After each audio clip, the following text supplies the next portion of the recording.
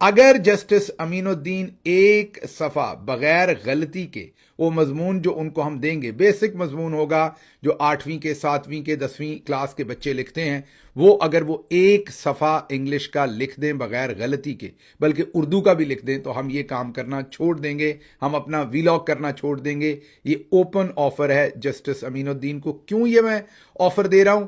क्योंकि उनके clerical staff में से किसी ने मुझसे बात की है। उन्होंने कहा है गिल साहब वो 2 लफ्ज मतलब कि 2 लाइनें अंग्रेजी की या उर्दू की दुरुस्त नहीं लिख सकते। वो का के की वाला जो हाल आपने बाजी मरियम का देखा था, इकबाल इलामा इकबाल के मज़ार पर जब वो एक मैसेज लिख रही थी, वही हालत इस तरफ भी है। बहरहाल आज जस्टिस अमीनुद्दीन ने अब से कोई आधा घंटा या पौना घंटा पहले, मैं इस वक्त जब ये रिकॉर्डिंग कर रहा हूं तो पाकिस्तान में इस वक्त तकरीबन दोपहर के 2 बज चुके हैं। तो ये जुमे की भी आज परवाह नहीं की गई, कोई मेरा ख्याल जुमा शुमा भी नहीं पढ़ा गया वहां पर। मैं इन हस्तियों की तरफ से बात कर रहा हूं, जुमा भी अपने वक्त पर ही पढ़ लिया होगा।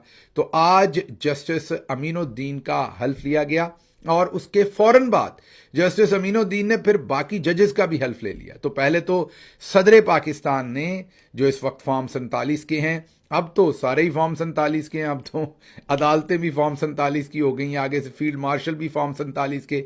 और हद तो ये है कि अब तो नेवी और एयरफोर्स की जो फोर्सेस के सरबराह होने हैं बेचारे, वो भी, क्योंकि उन पर फील्ड मार्शल ने कब्जा कर लिया है, वो भी फॉर्म 47 के तहत ही उनका भी अरेंजमेंट होगा। उसकी तरफ भी आते हैं, लेकिन पहले आपको जो ताज़ा ताज़ा खबर है जो अब से आधा घंटा पहले हुई है, वो बता दें आपको कि जस्टिस अमीनुद्दीन ने अब हल्फ ले लिया है। आईनी अदालत के वो सरबराह बन गए हैं। उनसे जो हल्फ बर्दारी हुई है उसके भी क्या ही मनाजर थे।